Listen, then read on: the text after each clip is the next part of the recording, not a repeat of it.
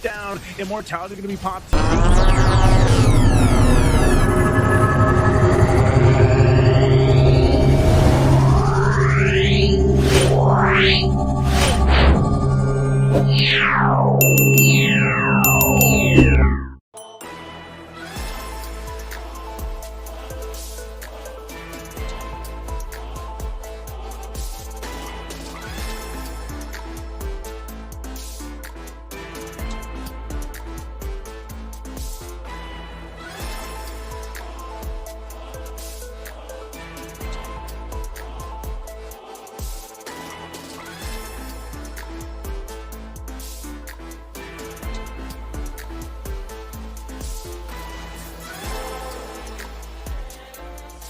And now, ladies and gentlemen, let's welcome the first team. Give it up to Aurora Gaming!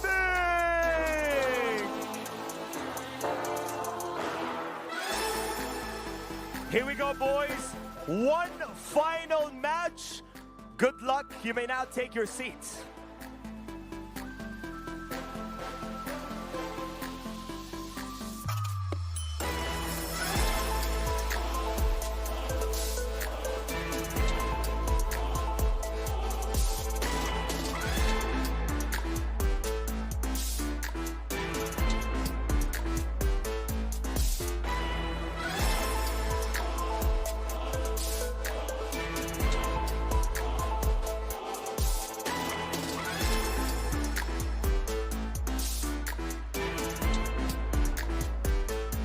And now, ladies and gentlemen, let's welcome their opponents on stage. Give it up to Team Onic!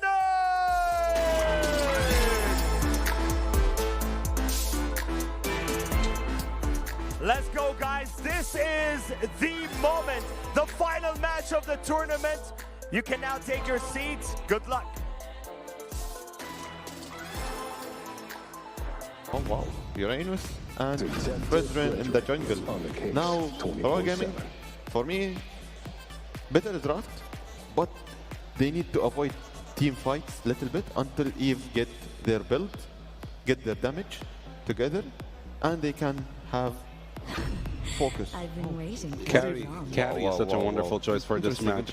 Actually, Onic is focusing more in the first match in burst damage, a huge amount of damage. There is a huge amount of damage output coming from Onic compared to the picks from Aurora. Aurora is more mid to late game. Onic is, their lineup is more early to mid game. So we're very excited to see how this is going to sum up in the end, of course, in the match. Very excited to watch the match. All right, that's it from the desk. Ladies and gentlemen, the pieces are set.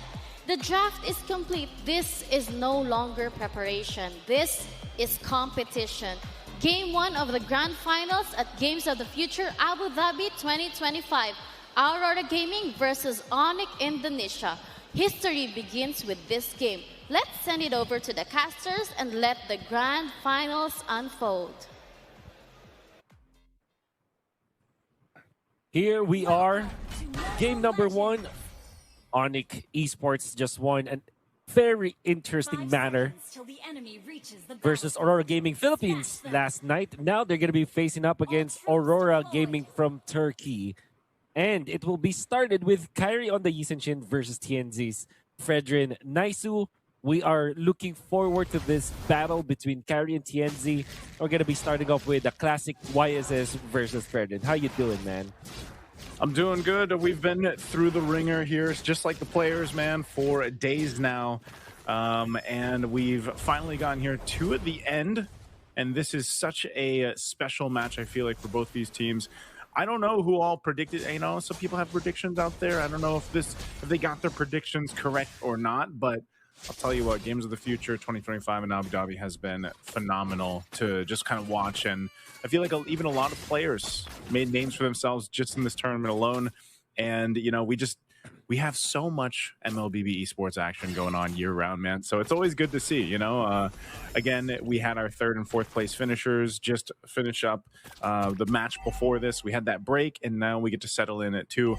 Our one and only best of 5, by the way, right? Everything up to this point has been a best of 3, and so it's going to be a nice change of pace because the thing about best of 5s, and even, you know, when we go a little bit longer than that, like best of 7s, there's the strategy comes into play as well. You know, you're going to see that through the banning phase. You're going to see that through some specific respect bans, even to a sense. I mean, even if you look at Onic Esports' lineup here, like there's signature picks here, right? I mean, Sans as well on this Kadita, one of the few players that still brings this hero to a match. And like this, I mean, they're already going to start early on. Quite a bit of pressure here on Lunar. He's 1 hit away, but he's still going to be going. Kyrie will get the last shot off, but it is going to be a trade. The 1-for-1 for now. TNZ looking for more. Kyrie trying to disengage. Keyboy might have to sacrifice himself, but Kyrie rejoins the fight. And here comes Luffy as well. It's all this action under the 2-minute mark. Another kill picked up for Aurora Gaming. Pagu, quite tanky, gets the flicker out. Now Luffy going to be in trouble. He wanted that kill. Oh my God, Luffy under the tier 2 takes the risk and won't pay off, but maybe bought enough time for the first turtle take to go in the hands of Onic. Plus points for style, but that will not give any additional kill to Onic. In fact, you might think that it's a waste of your battle for because it's like Kyrie did not need the help, but they will take on Rosa. This Kadita that Sans has picked up is one of their many answers to the Eve. This is not the first time that they did it, but it's a first time in a very long time. However, this is Kalea and Kadita combo. I mean, we have seen this work before when it comes to like bursting down multiple opponents. That's the thing with Kalea and Kadita. Although they can be used for pickoff, they can take out one squishy hero almost instantly and even a tank at certain points.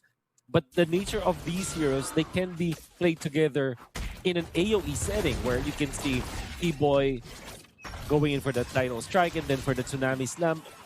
Of course, the Strike is an AoE crowd control. And then you combo it up with the Ocean Oddity, the Petrify on top of it. It can be both. It can be played both as an AoE kind of team fight duo or a pick-up kind of. So I like this for Onic Indonesia. They have so much going in for them. You add in that extra info that you get coming out from Kyrie's ultimate, the Mountain Shocker, and combine that all together. It's looking good for Onic when it comes to like overall team fighting. But Aurora, right now, they have the advantage over Onic when it comes to the kills. Gold, however, I think it's pretty much even. It's such a, I mean, this grand finals with these two teams is such a showcase on how they, especially in the last couple of days, you know, through our play-ins and then, of course, the quarterfinals, semifinals, and then here now. Same thing with gaming from Turkey. Again, you know, the way that they've played has been so good. Pagu, especially, man. I don't, for me, it's like roams. Maybe that's because I also just, I always keep an eye on the roams because I play roam so much, but Pagu has been a standout roam. Keyboy is Keyboy, man. Like, Keyboy he's known for making these amazing plays on any of the roams he plays, but look at Pagu, just as I mentioned him, and that's exactly what I'm talking about with the tech charge, knocking 2 up. Onic Esports still going to go for the fight. They want to counter it out. Tienzi's going to be the one to fall now. Pagu quite low. Onic looking for more. Loopy won't get the land shaker down, and Keyboy now on the disengage with Lunar just dancing around him on this Uranus.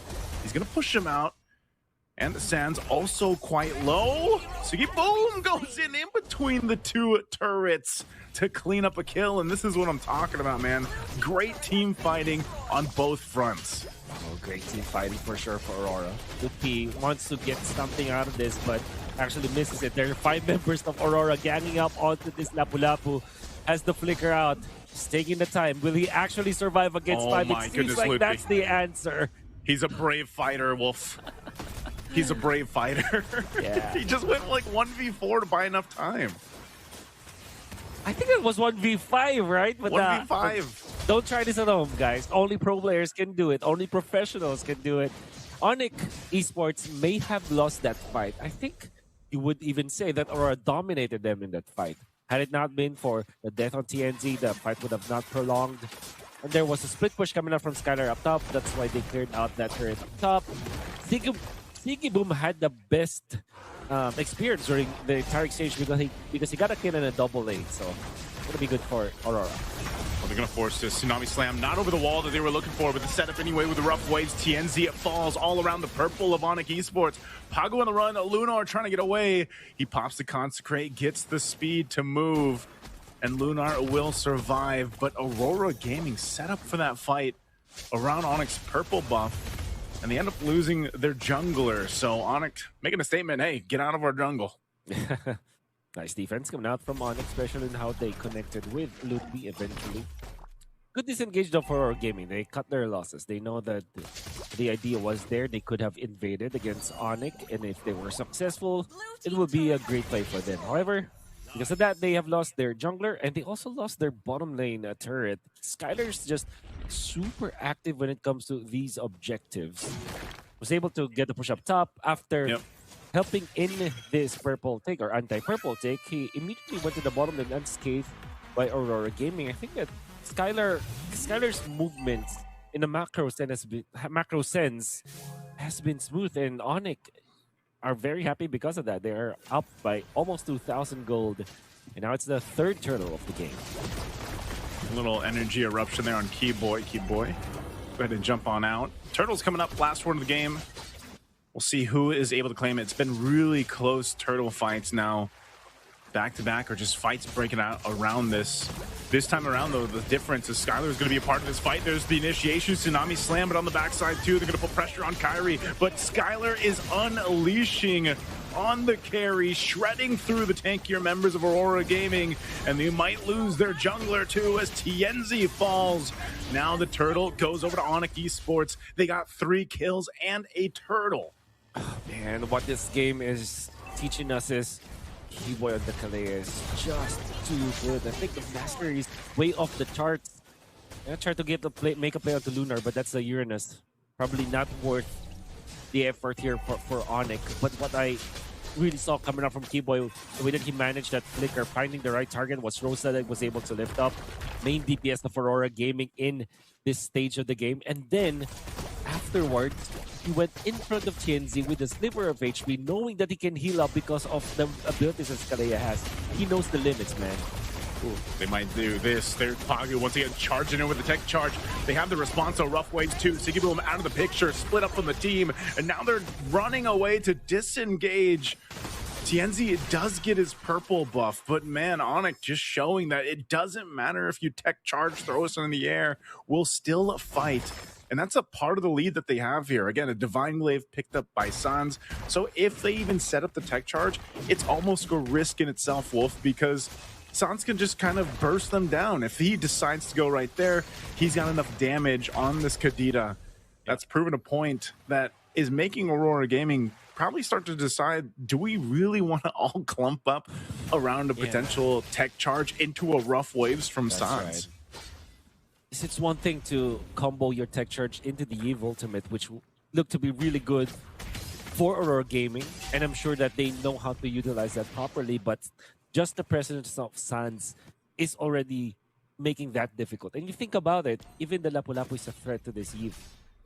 So 0, 2, and 4 onto Rosa doesn't mean that he is playing bad. He's actually just under a lot of pressure from both the Lapu-Lapu as well as Sans. You can see that even after the tech charge with just the glowing wand, it's not enough burst damage to take advantage of that tech charge before he is thrown up into the air by Sans or gone upon by Lutpi with the bravest fighter. It's such a difficult dilemma now for Aurora Gaming to face. See what they do here with this Lord coming up. Again, most of these objective fights have not gone the way Aurora's wanted them to. Keyboy also up at the front. He's going to deal with a little bit of his crowd control, bringing him to half. He's actually got to defensively flicker out. So Aurora Gaming gets that out of the picture. That's something that Keyboy can't use now, which is a minor advantage for Aurora Gaming not to get set up in that way. Meanwhile, Pagu still holds on to his flicker. Again, with this being broken walls, a little bit of a change here around the Lord Pit, but still, there's the Tsunami Slam. They're going to go for it anyway. Loopy jumping in with the bravest fighter just to zone out some of the rest of the members as Pagu falls. TNZ next. Where is the damage coming up from Onic? They just make it happen so fast. And now down 2 members, and one of those being the jungler. Onic Esports can just take this Lord. Immense amount of crowd to throw from Onic. Just between the Kalea, the Kadida, and then the Lapu-Lapu. Factor in the mountain shower coming out from Kyrie, which they layered so perfectly. Pagu couldn't even pop an ultimate or even a flicker. And that's also true with Tienzi. And the thing with these 2 tanky heroes from Aurora Gaming, nice you were looking for where the damage is coming from Onic, and that's definitely from Suns. But right now, Skylar is already a threat. Can deal HP-based damage as well as true damage against the tanky heroes of Aurora Gaming, which kind of makes it so that the front line of Aurora Gaming is nullified, because what will happen is they're going to be knocked up in the air, controlled by Lutpi, as well as Kyrie, and they're going to receive that front line damage coming out from Skylar. Front to back approach from Aurora Gaming will not work. Throwing a Grok into the air. He just has nowhere to go. Pagu definitely feeling that one. An energy eruption into the RWM. What a huge setup again with the Petrify. San's able to set things up. Keyboy does go down, but they traded out. A blazing duet from Siggy Bum will keep them at bay a little bit farther. But it's a trade, the 3 for 2, and Onic now at the doors of Aurora Gaming's base. The Lord is making his way up top, and Skylar with 9 assists has just been shredding from the back line. It doesn't matter if he capitalizes on the kills or not. He's able to pump out that damage. As you see on Lunar trying to get away. He does pop the consecration, but there it is. Mid turret's gonna fall top as well. And Onic furthers that lead to 8,000 gold. Now the mastery of Suns as well on this Kadida. Going in aggressively, zoning out the members of Aurora.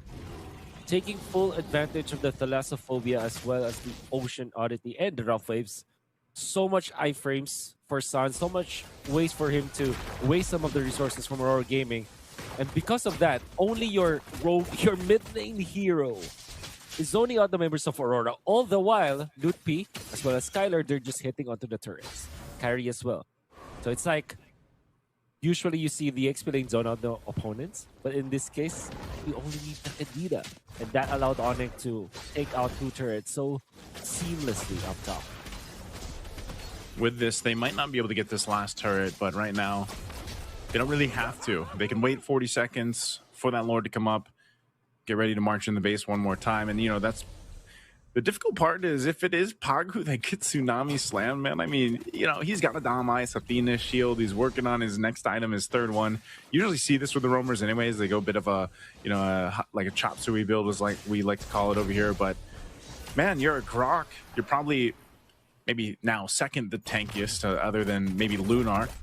But even so, when you get thrown in the air, maybe before you even get slammed in the ground, you're like half health shredded out if Skylar and Sans are doing the work on you, you know? And that's not a place you want to be in. And why, again, throughout Games of the Future, we see this carry pop up when this lineup across from them is this way. Because, again, it doesn't matter if Skylar gets kills or not. He made the macro play throughout the map. He's now completely online with this carry, and he's just able to go ahead and shred through these tankier heroes of Aurora Gaming. And gonna have to factor in the fact that Onic has Suns on this Kadida. That's always that, I would say, that eject button for Onic. Because when Aurora Gaming initiates against Onic, what generally happens is if Suns is not touched, he will be able to land the ultimate, the Petrify, the knock-up, and even the Rough Waves. There's so many ways for them to counter-engage. That's why I'm saying that Aurora Gaming might not have a good time if they go front to back. Keyboy's going to do it anyway. He's going to be the one to start it. Rosa is gone. A big part of the damage profile out of the picture. What can Aurora Gaming do on this push? Onic full force with the Lord. Takes down the last turret. Lord's going to finally go down. They wait for their moment here. They can clear out the waves. Aurora Gaming with 4 members will be able to clear this out. Another wave pushing in. It's still empowered here in the mid lane. Rosa still a bit of ways here. Does Onic decide to go for Sands jumping in too? They're going to force it out. There's a blazing duet that's actually doing a ton of damage to Onic as one goes down. Immortality going to be popped here on Pagu, but the Mountain Shocker going to be used as Kyrie picks up Omega. Skylar finally gets the first kill of his game, and they'll take game 1 in a dominant fashion. Wow. Dominant fashion indeed. And I think my MVP for this game probably is Keyboy. But then whoever drafted this Kadena against the composition of her kind of makes me think that, yeah, Onic, they came in prepared.